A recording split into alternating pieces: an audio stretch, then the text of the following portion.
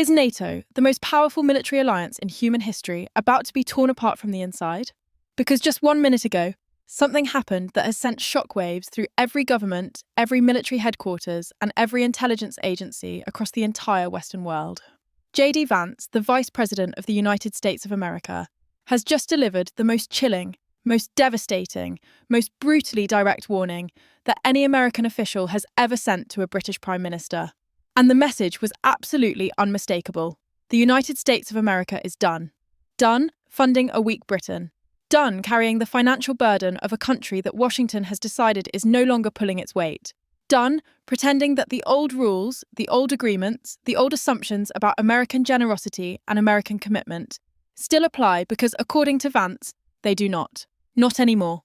Not under this administration, not on his watch. And Keir Starmer, the man sitting in Downing Street right now, the man who was supposed to repair Britain's place in the world, the man who promised his country a new era of strength and global respect, received that warning and had absolutely nowhere to hide. Because this wasn't a quiet diplomatic message passed through back channels. This wasn't a politely worded concern raised in a private meeting. This was a public, deliberate, calculated strike designed to humiliate, designed to pressure, designed to send a message not just to Starmer, but to every single leader in Europe who has been relying on American money, American weapons, and American military power to keep them safe while they spend their own budgets on everything else. Vance looked at Britain, America's oldest, most trusted, most celebrated ally, and said no more. But here is what makes this moment so terrifying. It's so absolutely stomach-droppingly terrifying. It is not just about money. It is not just about NATO funding percentages and defence budget targets. What JD Vance has just done goes so much deeper than that. Because when the Vice President of the United States publicly labels Britain as weak, when he uses that word, that devastating, humiliating, career-ending word to describe the country that once ruled half the world, he is not making a financial argument. He is making a judgment, a verdict, a declaration that in the eyes of the most powerful government on earth, Britain no longer deserves to be treated as an equal, no longer deserves the protection, no longer deserves the respect. And if America truly believes that, if Washington has genuinely written Britain off as weak and unworthy, then the NATO alliance as we have known it for 75 years is not just under pressure, it is in total, catastrophic, irreversible collapse.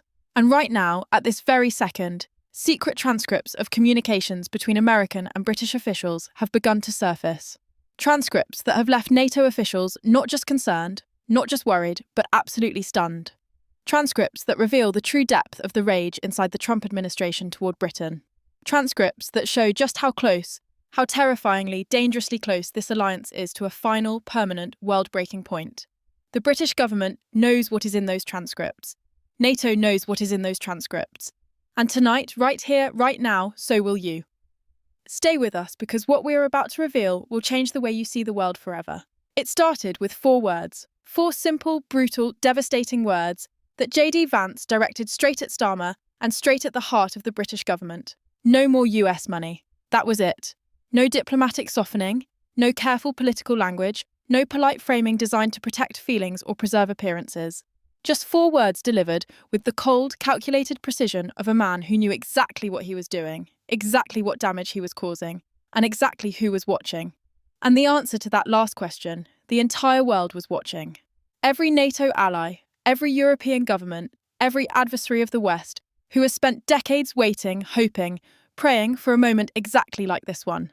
To understand why those 4 words carry such unimaginable weight, why they have thrown the British government into a state of absolute total panic, you have to understand what American financial and military support has meant to Britain and to NATO for the past 75 years. Since the end of the Second World War, the United States has been the engine that powers the entire Western military alliance. American money, American weapons, American troops stationed across Europe, American nuclear deterrence protecting nations that could never afford to protect themselves. The entire architecture of Western security, the invisible shield that has kept Europe safe, kept NATO strong, kept potential aggressors hesitating at the border, has been built, maintained and funded to an extraordinary degree by the United States of America. And Britain, more than almost any other NATO member, has been the closest partner in that arrangement. The special relationship wasn't just about warm words and historic bonds. It was about cold, hard, practical military and financial cooperation at the deepest possible level. And now JD Vance has just told Britain that arrangement is over. Not under review, not being reconsidered, over. And the panic inside the British government right now is not just political panic, it is existential panic. Because if America pulls back from NATO, if Washington genuinely withdraws the financial and military commitment that has underwritten British and European security for 3/4 of a century, then Britain faces a defence reality it is catastrophically unprepared for.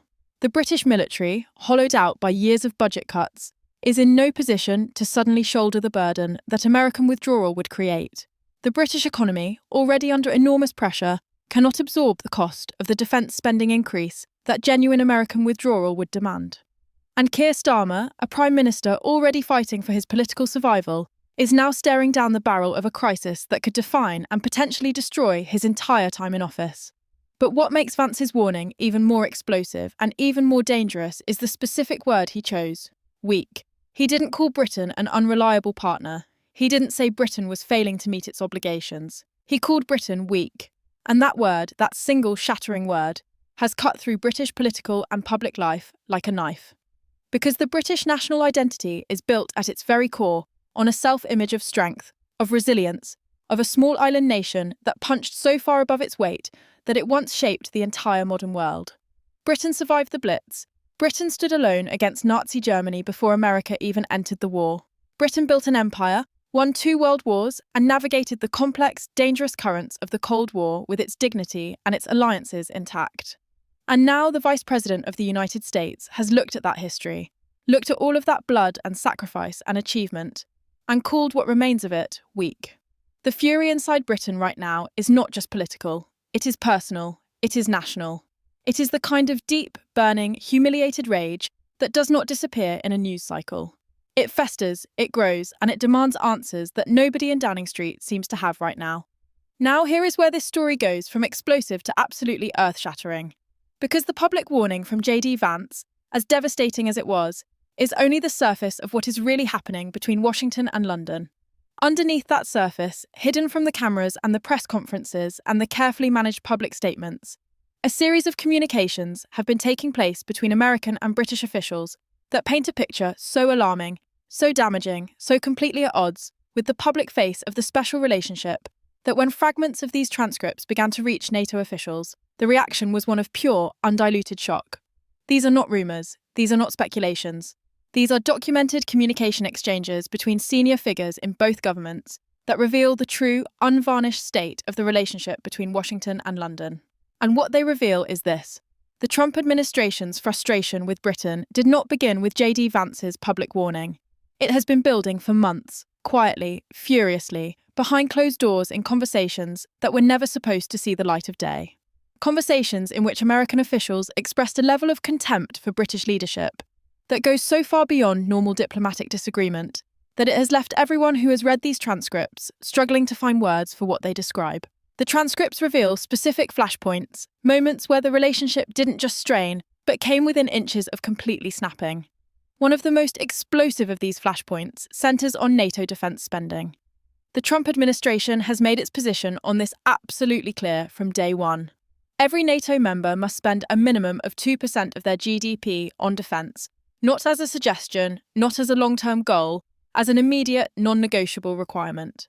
And Britain, despite its rhetoric, despite Starmer's public commitments to NATO and to Western security, has been falling short. Not dramatically short, not embarrassingly short, but short enough. Short enough that inside the Trump White House, it has been read not as a budget difficulty, but as a choice, a deliberate, insulting, disrespectful choice to rely on American money and American military power while refusing to make the same sacrifices America demands of itself. And according to the transcripts, when American officials raised this directly with their British counterparts, not publicly, not through press releases, but in private, in the kind of frank diplomatic exchange that is supposed to produce real solutions, the response from the British side was judged by Washington to be evasive, unsatisfactory, and frankly infuriating. The Americans came to those conversations wanting commitments, hard commitments, numbers, timelines, concrete plans. What they got, instead, according to sources with direct knowledge of the exchanges, was exactly the kind of carefully worded, diplomatically vague, politically managed non-answer that the Trump administration absolutely despises. And in that moment, something shifted permanently in how Washington viewed Britain. The frustration hardened into something colder, something more calculated, something that was always going to eventually explode, exactly as it has exploded today. But defence spending is only one part of what the transcripts reveal. Because running alongside the NATO funding dispute is something even more volatile, the question of Iran. And this is where the transcripts become truly devastatingly explosive, because they show in black and white, in the actual words of actual officials on both sides, just how completely and dangerously divided Washington and London are on the question of how to handle Iran. The Americans wanted Britain fully aligned, completely, unambiguously aligned with the hardest possible line against Iran. What they got from Britain was something that, in the eyes of the Trump administration, looked not like a difference of opinion, but like active, deliberate undermining of American foreign policy.